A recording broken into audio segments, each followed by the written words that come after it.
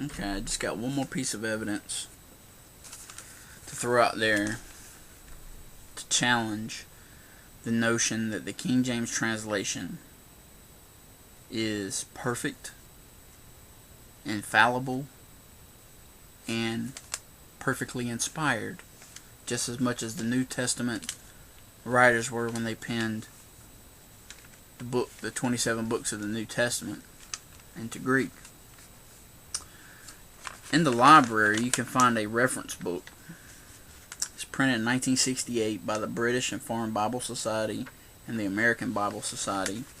It's called the Historical Catalog of Printed Editions of the English Bible from 1525 to 1961. And in it you can find all these catalogs of these old Bibles that they have found and recorded. Here's just a few things I jotted down on my notes when I was looking through this resource. In 1629 was the first Cambridge printing of the King James, and there was an error found at 1 Timothy 4:16. They had thy doctrine instead of the doctrine. In 1631 was printed what was commonly called the Wicked Bible, and that's because it said thou shalt commit adultery instead of thou shalt not. In 1637 at Jeremiah 4:17 it said religious instead of rebellious, and that's in the Edinburgh edition. In 1637 Cambridge at Matthew 1:24 it said he called his son Jesus instead of he called his name Jesus.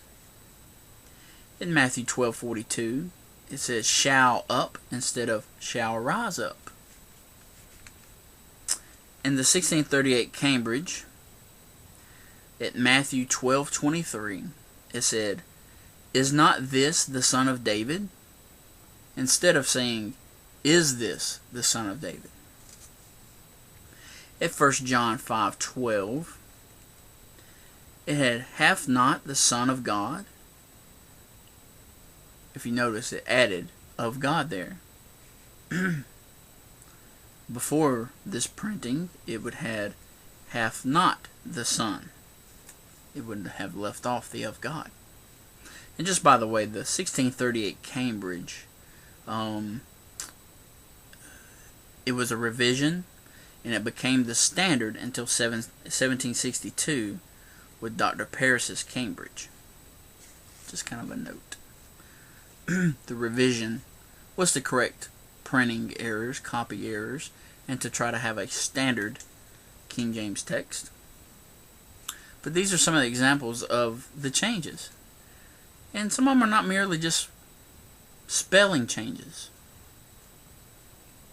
This 1638 Cambridge at Acts 6:3, it said whom ye, Y-E, whom ye may appoint, instead of having whom we may appoint. That kind of changes the meaning. In 1638, the London edition, at Genesis 37:2, it had Belial instead of Bilhah. At Isaiah 1:6, it had purifying instead of putrefying. Luke 19:29, it had 10 instead of 2. Genesis 1:26 had man instead of men. 2 Chronicles 34 verse 2, it had a right instead of evil. Isaiah 29:13 had precept instead of people. 1 Corinthians 7:34 had please instead of praise.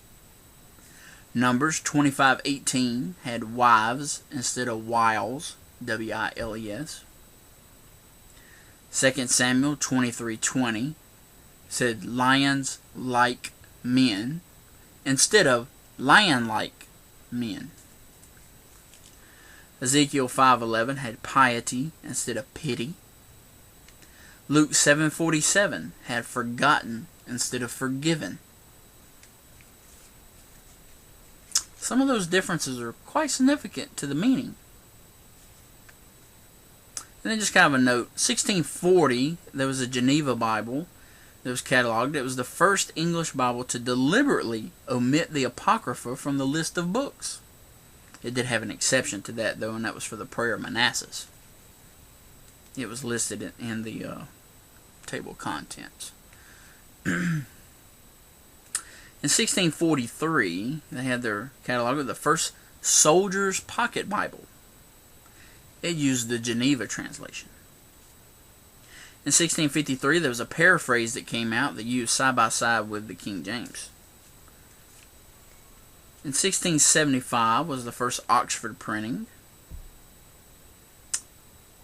And I don't know what your opinion of John Wesley is.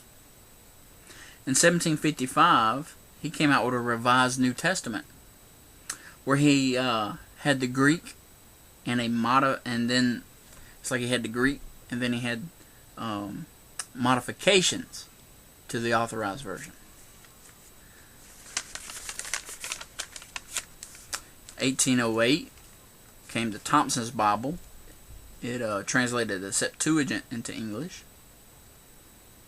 In 1851, English Bibles were collated and studied for variations in spelling, punctuation, use of italics, etc. And they found 24,000 variations among 6 copies examined. And they pulled from the London, the Oxford, the Cambridge, the Edinburgh. So all the 4 places where the King James was printed had a representation in that mix. And this is what they're finding. Their summary statement came out. Even though they found 24,000 variations, they came out and said there is not one which mars the integrity of the text or affects any doctrine or precept of the Bible. So, why do I point that out?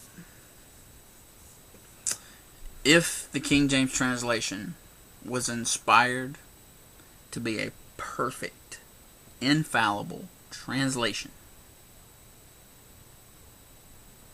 why were there that many differences and errors? You know, if Uncle Bob or Aunt Sally went down and got them a brand spanking new King James Bible, you know, from in 1638, and they got it was a Cambridge edition,